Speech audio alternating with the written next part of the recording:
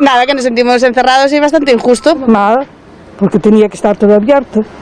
Muy mal, lo llevo muy mal. Yo soy de las cafeteras, así que muy mal, muy mal. Que me parece un poco injusto, digo, porque realmente no hay tantos casos.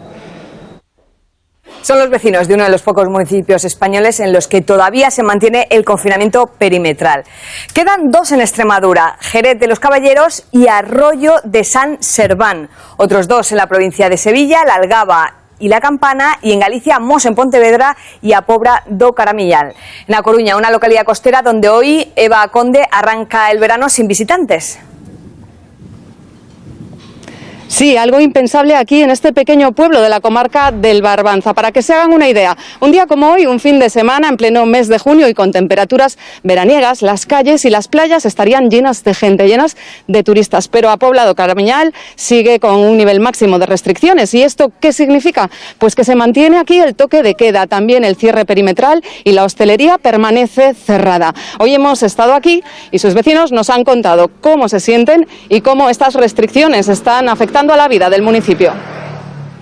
Faltan menos de 48 horas para que A Pobra do Caramillal salga del nivel máximo de restricciones. Ya esperaba, podía ser hoy. Muy contenta, por fin, a ver si todos podemos respirar un poquillo mejor. Me parecería bien.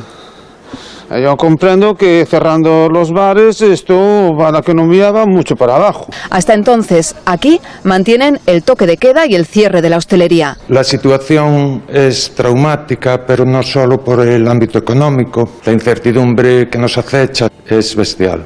También el cierre perimetral. Que no viene nadie, no viene turismo, no viene nadie y los clientes de afuera no pueden entrar porque tienen miedo que los multen. Unas restricciones que afectan a todos los negocios. La gente no baja al pueblo y a las tiendas también nos afecta porque está el pueblo completamente desierto. Los vecinos afrontan las nuevas medidas con ilusión y cautela. Hombre, pues agradece y con un poco más de cabeza espero que tenga la gente para que no nos vuelvan a cerrar. Porque nos están cerrando este año, no sé si fueron 4 veces. Para un pueblo turístico como A Pobra, este es un gran paso de cara al verano.